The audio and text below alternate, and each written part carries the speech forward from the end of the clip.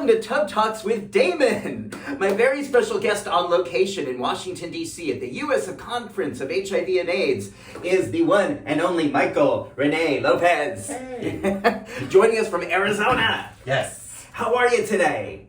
Hot, uncomfortable, this humidity, not an Arizona boy's favorite thing, but overall, awesome. Thank you so much. It is pretty hot awesome. and humid Yeah. today, so I would think from Arizona you're kind of used to this. No, we're used to 115 degree Yeah. dry heat. Oh. But when you add this 100 degrees and 50 and 90% humidity, no ma'am. Okay. No, ma'am. Okay. Yeah. We're not All used to right. it. How, But my then skin's how a does little it low. feel to be sitting in a tub then? And just like kind of hanging out in a cool tub?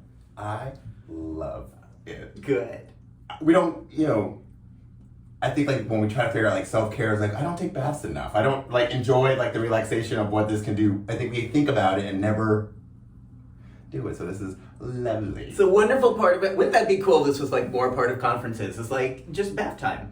Hang out. Why don't they just have like, like they have like the breakout rooms where it's like the quiet room. You're like, where's the bathtub rooms? Yeah. I know they have special lounges for self-care. In my opinion, there would be a bathtub lounge. I just, but people at MAC don't listen to my ideas, so there you go. However, Right. there are a lot of good other ideas that are being generated at this conference. Yes. But before we get to that, I want to ask you, Michael, what do you like most about your body? Ooh, good question. I think the older that I'm getting, and I think that really dismantling just like the insecurities of myself, like just trying to like find, body positivity, or just like self-love, right? But for me, I think that overall I'm seeing my body differently because I also think that the more kind of tattoo work that brings joy, because I started getting stuff that like I don't know if I would have gotten like 20 years ago, because I'm like, did you really just get a Little Debbie Christmas tree cake?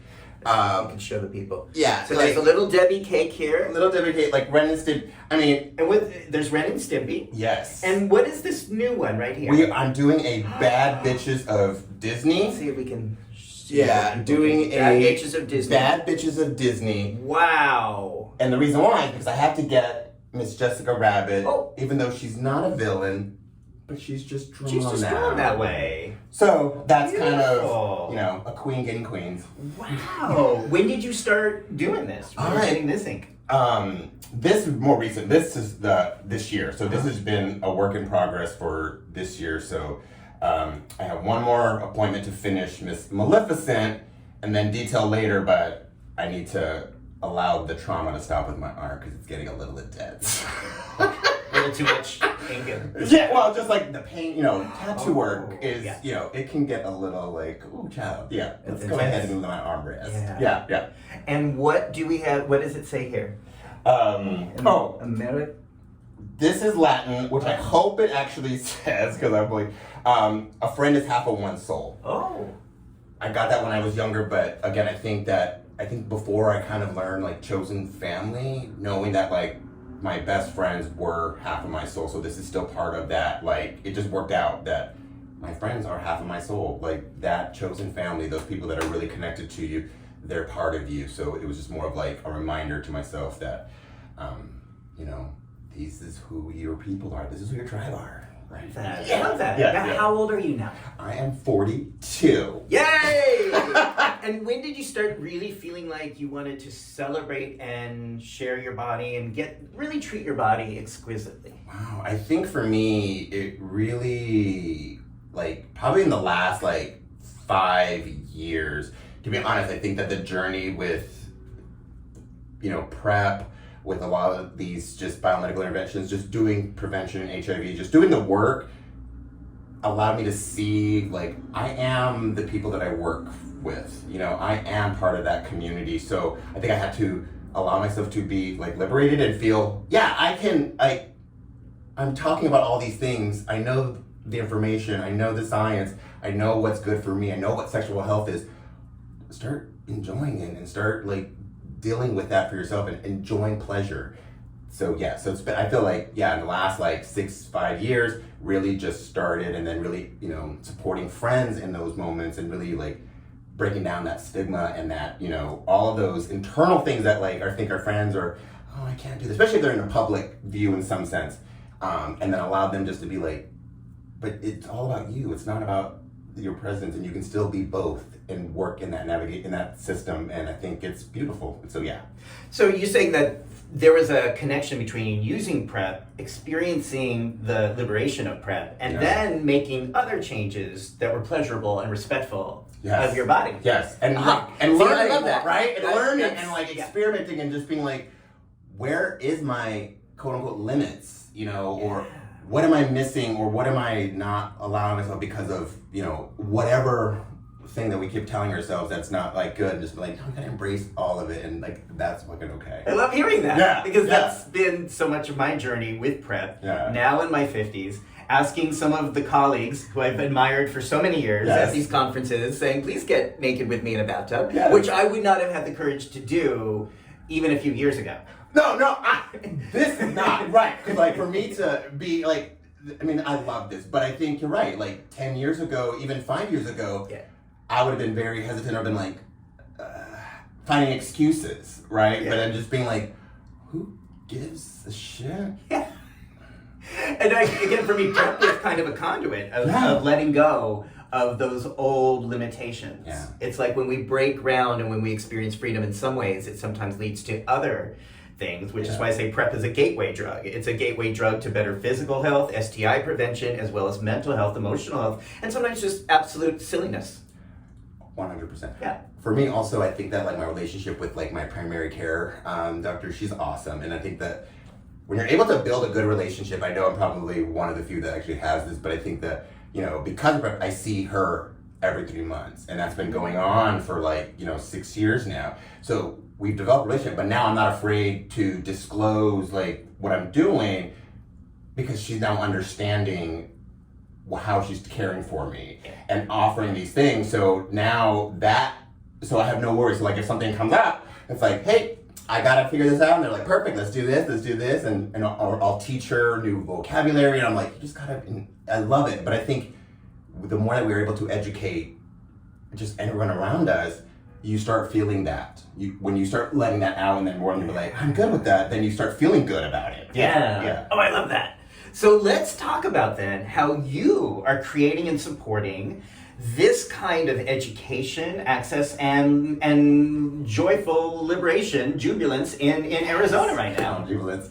No, I think it's, Arizona's unique. I love Arizona, and I think that a lot of our, stakeholders, community partners, not only in Tucson where I'm housed at, but even like in the Maricopa Phoenix area, I think we come at this as a statewide thing and not, separate and like, oh, they're doing their thing and that's what they're doing and let's just focus on that one. No, but I feel like in order to end the epidemic, you have to come at it at a very strategic, everyone's involved situation. So I think allowing me to be in a position of leadership, working at a health department, allowed me to implement PrEP, which took a moment for the county to do that, but the mechanisms and the support because of my networking, my partners, my colleagues, my peers all through the state, we already knew how to do that, or we figured it out together, so it made implementation so much more easier.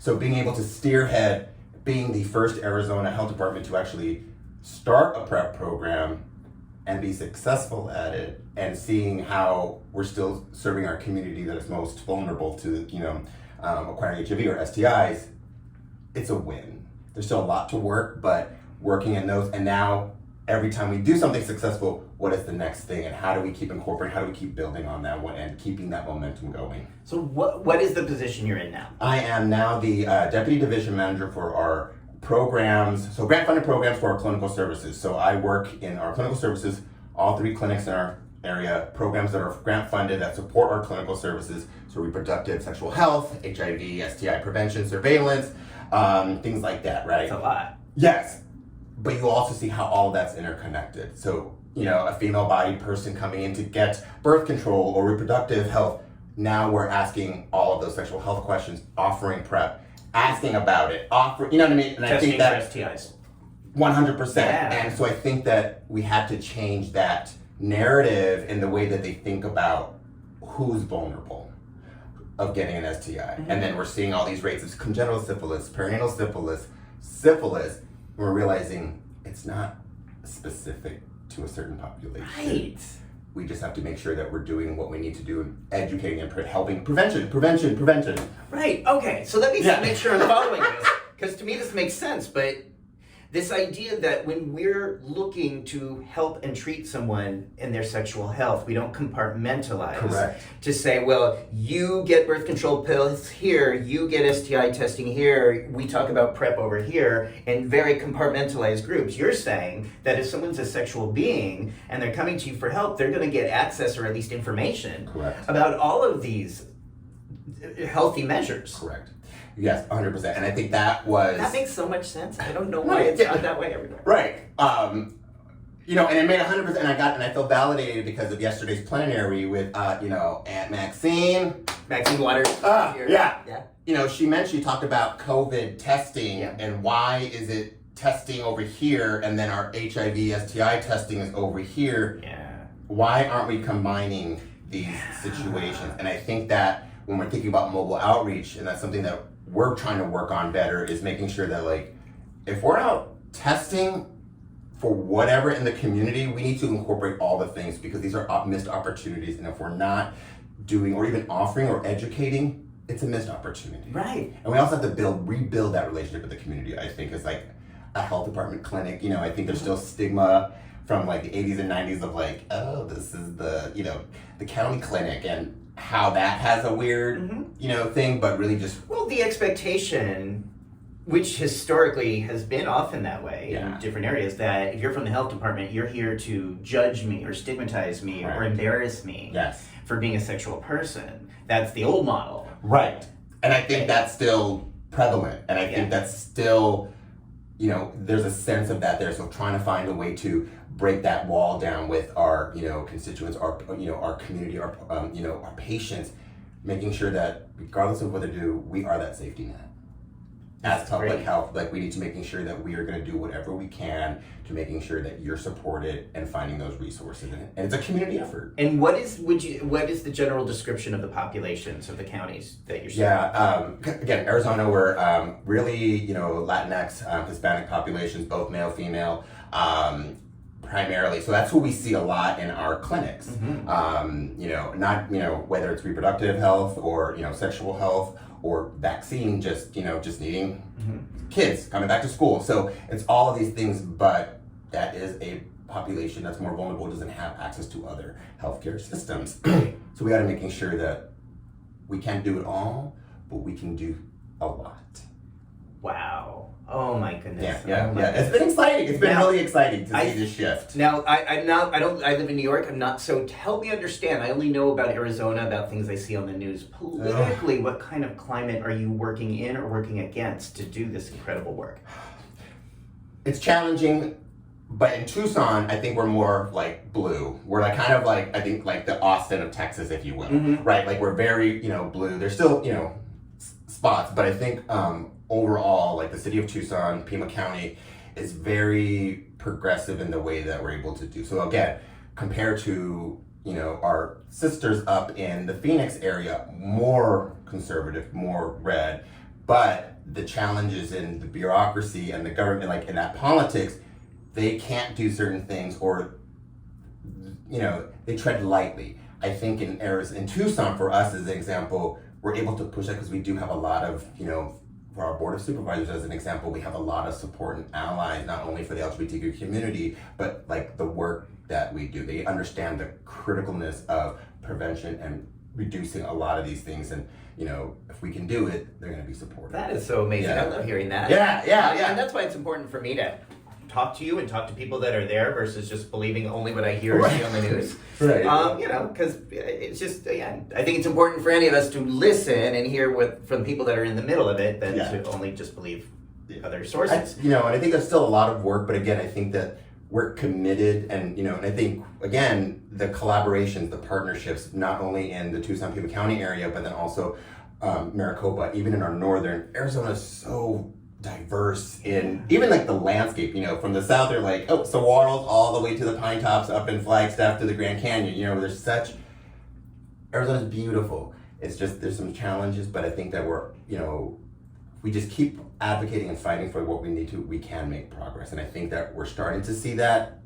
I'm an optimist, so that's why I'm saying that. Yeah. So for the next department, like, that's not true. I was like, I have to believe it. Yeah. I have to believe it because I know that I've seen change, even if it's small, minute, or we step back, we're always moving forward. So I have to believe that, you know, like, we can get there. We can get there. Wow. Yeah.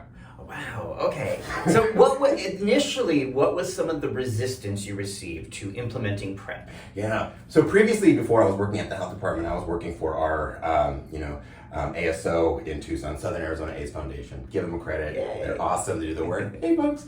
I was working there, and and then that's when PrEP started, 2015. 3 years after.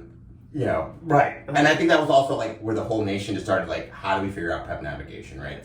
So I think at that point, when we started and figuring out like how to do that navigation, we were bringing folks to the table, and we created a collaborators group, a PrEP collaborators group, just really get stakeholders like, we need to come at this at a community perspective. We can't just own this.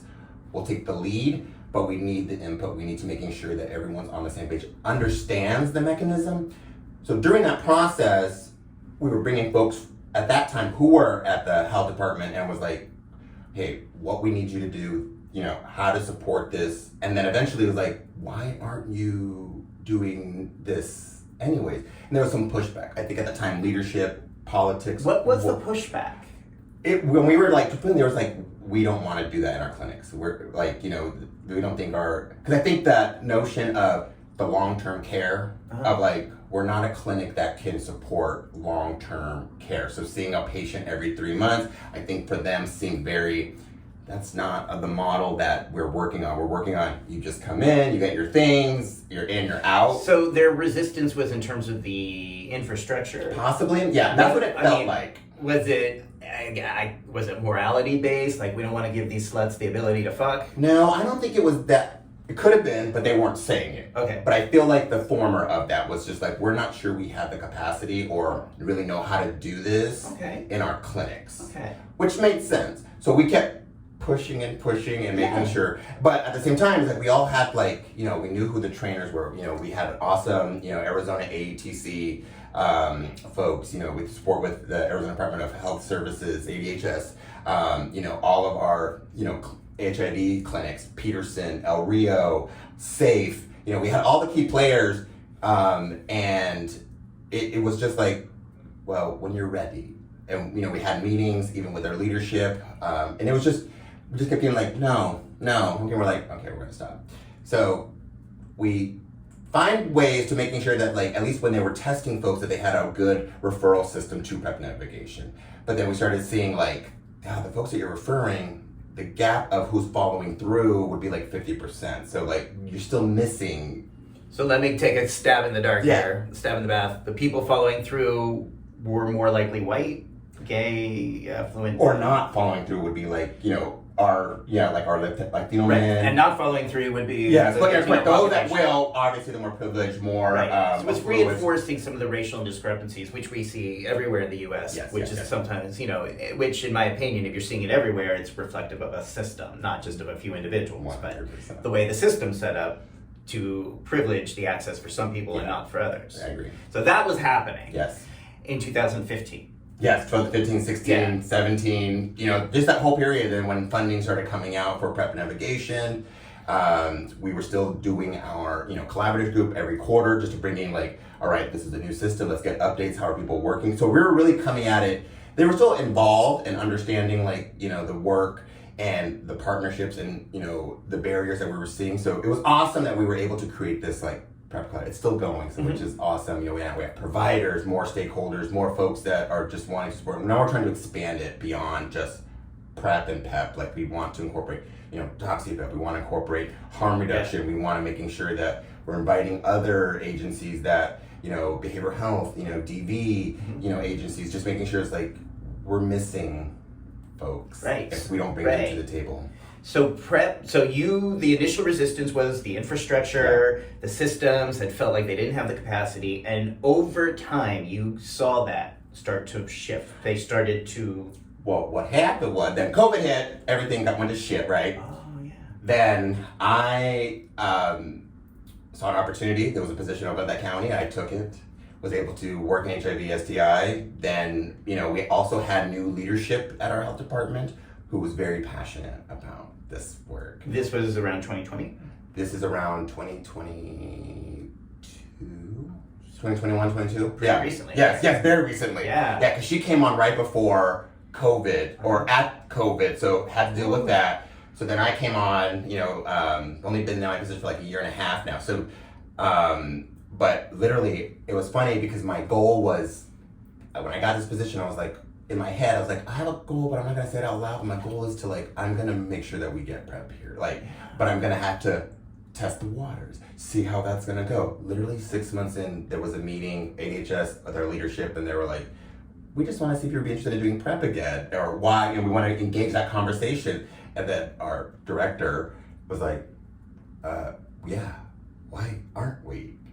And we're like, yes, why aren't we? So it sounds like you've had to be patient and diplomatic over the course of 7 years It was the right time to do this. Yeah. And I think that's such an important lesson that is, you know, while we're watching this, but also while we're at this conference, because I think sometimes we see people who are not patient and maybe steamroll their agenda, even if they're correct medically, but if they are over aggressive and pushy about it, sometimes they create more resistance to it. Right. I really think, you know, shitty to say, but I also will say, it's like, I think that you also have to play the game, right? Like in these type of spaces, and you know, we hear that in like advocacy and, you know, work and how that life balance work, but also there's moments where like, you know, you have to just understand this, but also play in a way that's going to be to your advantage eventually if you have that goal set, right? Play the long game. You do, yes. And it's not easy. You know, you're going to have to like, you know, find that what works for you. And it's not, there's no roadmap for it, but I feel like I got lucky and was very fortunate, but also it was backed by all the knowledge and information that I already had, and the system and the networks and the collaborators already in place. So when she was like, why aren't we? And I was like, well, we can, and it will be quite easy. Just give me, you know, less than, you know, 6 months, because I can actually do this, and, you know, everyone's on board. Wow. Because everything was in place. Everything that I knew, like who the trainers were, you know, all of the things that were in place, it just had to get the green light. We didn't know that the green light was there, but then all of a sudden we got the green light, and it was like, I just reached out, and boom, within 6 months, we were able to implement on January 2022, we were able to implement an, you know, initiation starter thing. Coming into our clinic, getting screened same day, walking away. So that's the payoff, and I want to talk about that, because you are able now to implement same-day PrEP. Same-day PrEP. For people, the same-day PrEP means you walk in, you see someone, and you walk out with PrEP that day. You're walking out taking the medication in front of the NP before you're even walking out that door. They want to see you start that. How did you implement this? Yeah, so, you know, we had a great relationship with our, you know, collaborators with Gilead. So we always knew that, like, they're giving us the starter packs right now. And we're like, all right, we're going to take advantage of that. We also had a system in place that, you know, we work well with our community Walgreens.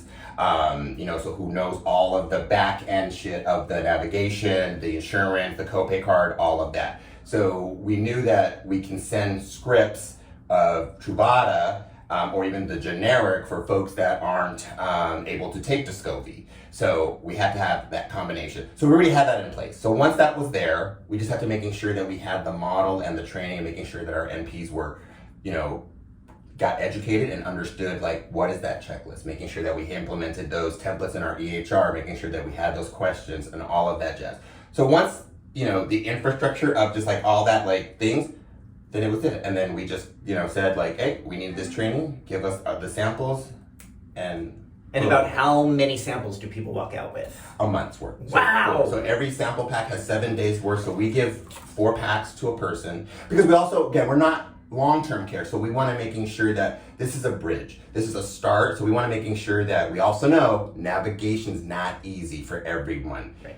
There's so many complexities, so we want to making sure that we're giving someone a buffer. You have a month worth of pills and 2 prescriptions, so at least we can start them, and working with our navigators, working with our community PrEP navigators at SAFE, working with our community partners that we would refer them to the, you know, the PrEP docs, making sure that by their next appointment, which would be their follow-up, not with us, but with someone else, but giving us enough time to making sure that when they're at that next appointment, everything's in place for them to be successful. Or we figure that out and then we're like, do we need to do another week's worth to making sure that we can do that? So that's so our amazing. goal. This is exactly the way I think healthcare needs to be running. Let's play conservative gatekeeper. Yeah.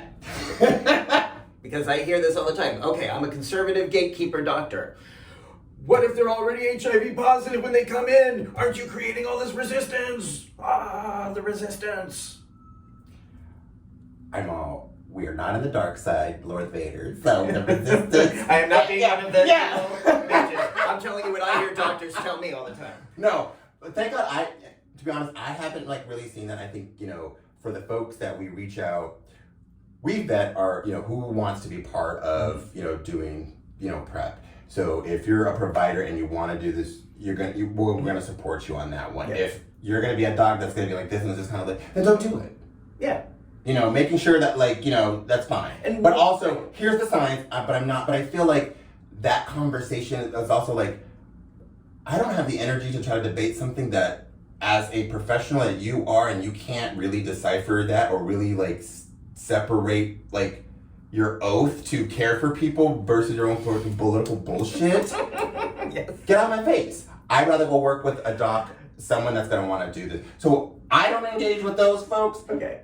Maybe our other our capacity builder trainers, things that actually are really in that they might do that, but I don't. But I'm not afraid to also even ask those questions. That's just kind of I think you have to really change your mindset. We're moving past that and we have to really start meeting people where they're at. Right.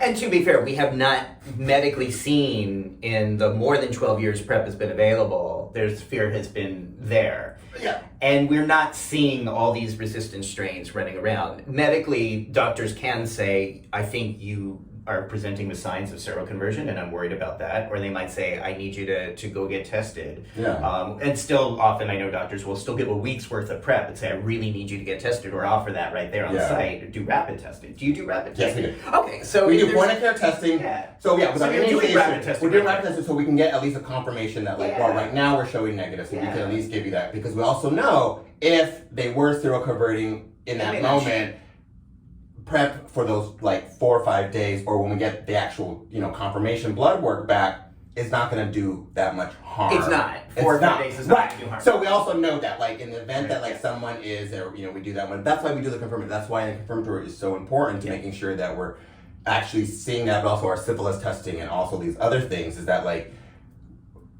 regardless of what this is, the goal is to making sure that now you're going to live a great life, regardless of you're living with or you're living without, but you're going to have some medication that's going to help you in both areas. Wow. And so we want to educate our clients that in the event that it does come back reactive in that moment, right? We have to be able to be honest and not be afraid to have those conversations with our clients and then kind of but also educating them, but also know that we have some fucking awesome partners that are going to take care of you. Right. Now let's talk about the other conservative gatekeeper. I'm so worried about the kidneys. Save the kidneys. I have to make sure their kidneys are in perfect working order before I can prescribe PrEP. If you are a 70-year-old gay man and you're wanting that one, that might be a concern. If you are 20-something, 30-something, 40-something with no history of challenges, you're fine. Yeah. So I think that explaining that to, I'm we monitor it. That's the whole point of why I think the care part of being engaged every 3 months is testing them. Yeah, if you see something weird, it's not because of the medication, it might be something else, but just keep an eye on it. Right. But also, it's not a reason to deny access. There should be no reason to deny access unless it was you already had that history or something, but also I feel like there's other ways and there's other now PrEP options that could support someone with a kidney issue or even a liver issue or other these things, right? So I just think it's just educating, but also it's come on. I think Gilead does a good way of also with their data and other providers like AETC and really, capturing that data to show those increases. There might be an increase, but you'll see it at the same level, which is not a concern. So I think that the data is there. So it's just more of just really educating those conservative folks have been you're fine. It's fine. Right. And they used to, I mean, I still know from the Prep Facts group on Facebook, to this day, it's not as much as it used to be, but to this day, there's still people who say, oh, I wanted to get on PrEP, and I was told I had to go to the lab first, get my blood drawn first, wait for the results of my kidney functioning, and all of that took time to make an appointment at the lab, to find someone to draw the blood, to wait for the blood results, now to wait for my doctor to read the results, then to actually get the prescription, then to actually go to the pharmacy to get the prescription. We're talking about weeks that people are at high risk of HIV and seroconvert. Right. And so this has been a problem. Yeah. And I love that you are changing that. Yeah. That the clinics that are acting in a way that serves consumers are changing that by cutting through all of that shit and just saying same-day PrEP works. Yeah. I mean, kudos to the people that were like, you know, in other countries, even in other counties, other states that were showing that data and showing how actually the guidance can actually work with the same-day model. And realizing, like, damn, those are small things. Like, you might have a rapid, but we also know that, like, that's going to be the 2-week window, etc. So you have to just understand the science of the technology, but then also when you're confirmatory, we'll get those back in 2 days. So we knew that, like, we have a cushion that if worst case scenario, if someone was confirmed reactive or positive, we just gotta make sure that we're doing the rapid start, connecting them to care right away, but also explaining that could be a possibility. So those models that were there have great information, great data, great guidance for us to implement. So that's what I'm saying. Everything was in place. It was just being very smart and making sure that our clinicians, our staff, our leadership bought in and understood that, like, no, we got this. Trust us. This group of folks want to making sure that the county's going to be successful in doing it. So the champions are NPs. Everyone was just like, yeah. We see these folks, like, we are an STI clinic, like, duh. Wow. Yeah. And let's talk about now another payoff of creating this infrastructure is now we understand, we have the science, the data, the evidence to confirm how well doxycycline works to prevent STIs. Sounds like your infrastructure was already able to say, yep, here's the science, and do what with that? Now our clinicians, our nurses, our staff, when they're screening and they're taking, the sexual health history, thing that one, they're looking at behavior and whether you're more vulnerable for an STI or HIV. So because of that, again, with seeing this, information about DoxyPEP was like, this could really help, because also we're seeing in Arizona such high rates of syphilis, congenital syphilis, as we know throughout the nation, but Arizona is definitely up there with congenital syphilis. So, we're challenged not challenged that way, but we were challenged to, how do we figure this out? Oh, this new tool just came out. Why not? If someone's more susceptible, or again, because we are that, that one-stop shop for someone that might not go anywhere else, and that could be the only opportunity, why not give someone an opportunity if they're going to engage and be like, this can help you. This reduces a possibility. If you come back, please come back, we'll get you treated, etc. So now they've connected. So now we're able to prescribe, DoxyPEP in that model of, the 200 milligrams of Doxy, 24 to 70 hours after condomless sex. And we just have to educate. We were able to print, information, just giving also our clients information about that. So we're able to do that now. We're able to offer that, definitely patient by patient, specific on how we determine, but it's also like if they want to. Would you say among providers, anecdotally, would you say that DoxyPEP has been like an easier sell than PrEP? Do you think it's been easier for them to adopt this idea of a biomedical innovation to prevent STIs than they did initially with the idea of using a biomedical innovation to prevent HIV? Right. I think the advantage is that because when we first talk about PrEP and PEP, I think it's an easier conversation to now talk about these other, mechanisms like DoxyPEP. I was hesitant on answering that because I don't know, because it's still so new and we're only prescribing here and there. But I'm just happy that we've incorporated that. So I think that we still have to identify, because again, I think also when you're overseeing programs and you're doing this, it's like, where's the metrics? How are we really making sure that we're being successful, or our patients, our clients are actually engaging in this and feeling supported and then getting the information out. So I think we're in a waiting moment of like, we're going to start it, but now we have to somehow capture this metric, capture that data to see so we can improve. I mean, and I think that you have to be data driven, data to action. So we have to wait. So I don't know those answers yet, Okay. but I know that like, because of PrEP and because of the comfortability that our clinicians are having in those conversations, that I feel like for them, DoxyPEP is an easy sell. That's what I mean. Yeah. The work you did back in 2015 about starting to shape the infrastructure externally, as well as the infrastructure of providers' minds and approach to health proactively. Yes. Is paying off now. Yes. Now, in terms of the consideration and adoption of this newer harm reduction prevention strategy that we're looking at. Correct. And so that, there really has been, I think, we can see that there's a linkage there between some of the early work you were doing then and seeing some of the results of that today. Yeah. And how fast it's coming. Like 10 years feels like a long time, but it's not been. But the fact that like the progress that we made just in that amount of time, like now we're at this point and now there's just more coming, it gets exciting. And I'm glad that we're part of that we're not staying back to see if it works somewhere else. Yeah. So we're taking that leap and just being like, we got to do something. And if this can work, why not? Trial and error, right? And I feel like you have to approach that like, you might make mistakes and that's okay, but can you learn from that? Can you making sure that that everyone's supported if failure happens in some capacity, or you're just moving at a steady pace? So I think that's where, that's why I'm very grateful for our senior leadership, being part of senior leadership, advocating for that, seeing those changes and being like, our goal is to be a healthy community. And you can't be healthy if you have so much sexual stigma around that behavior.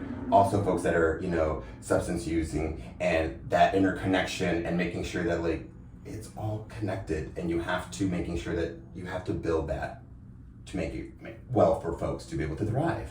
So great. So when consumers are coming to you for sexual health and you identify a substance abuse issue, what happens then?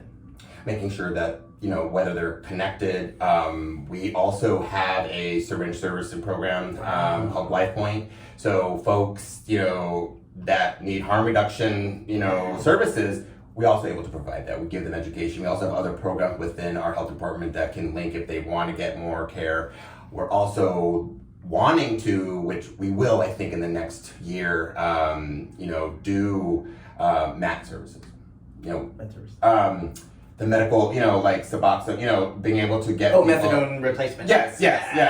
Being able to offer that again, because it's, if you're coming, like again, we have to be able to meet folks where they're at, and if we see opportunities, it can't just be one, the transfer. So I think that's why I love it. Like, there's a lot going on, but we're offering these connections and making sure that people are educated. And if we don't have it, we're gonna try to connect you to other organizations, because there's awesome stellar agencies that do this work. We can't do it all, but we can at least be a starting point for a lot of folks. And I think that's how it should be done. It's like, you're coming to us first. Now here's the whole other net that we're gonna go ahead and let you know that you're supported. So I think that's how that's accompanied. I think with also a lot of SSP funding that's about to come through, even in our state, is like, wanting to rebuild that and finding different avenues of engaging with, our SSP program or our other programs and how that is connected, but making sure that like, are we doing this correctly? But also making sure that what's new and how to do this differently. Harm reduction, I feel like, changes so fast, or, the population that's more at risk or that we focus on, their behavior changes. Like, I had no idea of people are not accessing syringes because right now they're not actually injecting. They're, doing other things because they're smoking it because it's cheaper, and it's like, oh, you have to learn what those things and how to support that, and making sure that we can still offer services and So I think that is, it's threefold. You just gotta keep doing it. You gotta see all of these and how it gets affected. One, you can't just fix something and put a Band-Aid over here. It has to be really comprehensive, I think.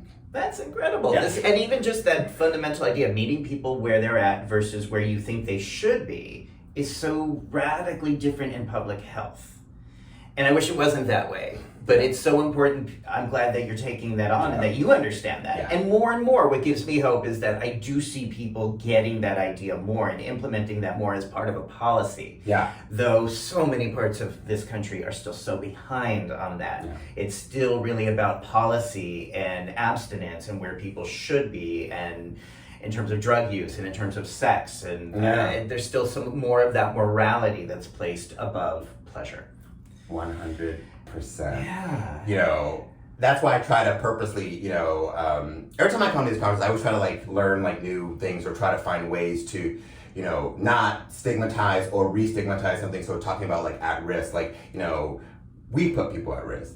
Our system puts people at risk, but there are vulnerabilities and things that like, you just gotta pay attention to, but it's that kind of language, right? And I think that when you talk about harm reduction, the more you talk about it and the good things about it and how it really supports communities, you have to be able to say that out loud, not be afraid to talk about that, and then it kind of allows the work to happen. So I think you're right. Like, I will always say harm reduction, I will always talk about those things, even at larger level meetings, because it's important that they understand it's like, you have to come think about it from this perspective. You're not going to fix change.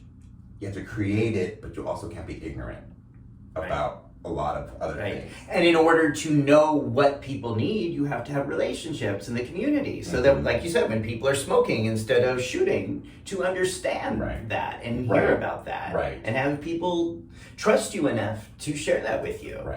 Or working with collaborators that work with that community and building that relationship. So, like, we're not trying to take over, we're just want to show that we're supportive, that like you got a relationship, we just want to support them so they can support you. So you have to come at it in that partnership, and I think that's so critical. And that's why I said I love Arizona, because we do that well. We partner up, we want to collaborate, we want to make sure, because we all know,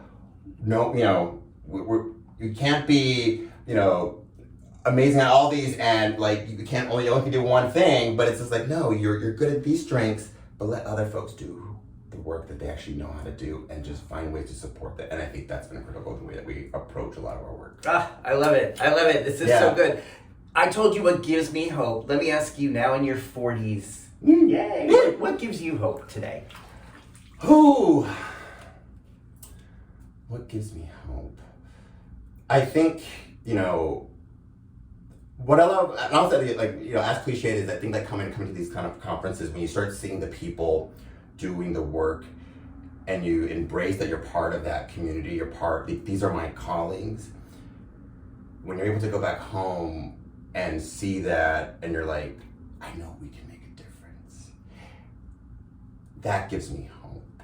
Or when I see conversations, or when I, talk to people and they're more aware of the stigma and the shit that they might be saying, and know that that's not reality, that gives me hope. When I can start seeing those conversations. Again, the opposite side, there's still a lot of things still going on in like this fucked up world that we live in. But again, as an optimist, I'm always like, you gotta find joy. And pleasure's part of that joy, and you have to allow that, but you also have to know, like, there's these ways that we can figure this out together, and that's okay. Like, enjoy that. I wish I can just take everyone that's still, struggling, whether it's cultural, whether it's family upbringing, whether it's religion, or whatever circumstances, because they're holding that, like, I just want to be able to release that. I'm hoping we can get to a point where we can. I'm hopeful for that. It's beautiful, Michael. Is there anything I haven't asked you that you want to share with the bathtub world, or share about your life or your thoughts right now? I think you said like our colleagues, and I think that I'm so happy to be here with you, because I think that like in the beginning that you were that person, right? Like when we talk about like when this first started, was like, wow, this person is just advocating for this, like this is just amazing. I need that. I fell in love with, and then I was so like grateful to actually be able to like meet you, and then now have a relationship that now I can be in the bathtub naked with you. But I love that. But I see like that's what also gives me hope, is that like, wow, you can make these connections. You can see like when people put in the work and you want to follow that passion, you want to follow that work, ignites that. That's what I love putting these conferences, because it reignites me to being kind of like, I do have power to make change. And I'm going to, because I'm in that position. That's my privilege right now. And I have to be able to move that forward. So even though I'm exhausted and tired and busy as I am, I'd rather feel comfortable knowing that I've helped support these and put these in place because of folks like you, because of other advocates, because of other folks that just do this amazing work and finding ways like, yeah, Arizona's this little place, but also we rock and we're badass, and that's okay if no one sees us, but we're still gonna do it together. But it's also based off of, like, again, it's this small community of, HIV workers, harm reduction workers, all these preventionists, harm reductionists. You just have to, I just need to feed out the energy so I can continue to do my work. And I thank you for that. Thank you. That's really a compliment. No, thank you. Yeah, and it's been a pleasure knowing you and seeing your work and seeing, that's one of the great things about this community and these conferences is I get to see people ascending in not only in their professional experience, but in their personal power and their strength and, getting to witness that and now have naked conversations with a lot of these folks. So if people want to follow your work or keep up with you, where would you like them to follow you? Or where can they see what you're up to? Yeah, good question. I'm not a big social media person in that respect, but again, with a lot of our work in the terms of statewide, we have a couple of the Pima County, Pima.gov/Health Department, our HIV work. We're really trying to expand the work of that one so people can see what the county's doing at Pima County. We have a statewide kind of website that's run one of our community partners in Phoenix, HIVAZ.org, really helps support just to kind of see all our integrated planning work that we work together, our EHE planning, our plan, so making sure that this is how we're doing it, and I think that those are some good places. But for fun social media, Michael Renee Lopez, at Instagram at Michael Renee with 2 E's. The link will be right below if you're watching this on YouTube. Yeah. So yeah, I mean it's just for funsies, but that is just the work. I don't like to take. I'm humble in that way, so I really don't post that work. I get proud of it, but again, to me, it's the other folks that are really doing the work. I'm just helping steer guide this a little bit and making sure that I can help get it to fruition. So yeah. Sweet. Yeah. Beautiful. Yeah. And if you like this interview, subscribe down below. There's about 115 interviews where we're talking about these experiences of growing older, but with purpose, with pleasure, with peace of mind. And I learned so much about these interviews because they help me stay hopeful and they're helping me stay grounded when I get to hear more about the amazing things people are doing to help change the world and just spend some naked time with some beautiful people. So it's a win-win for me anyway. All right, everybody. Thanks for watching. Bye-bye.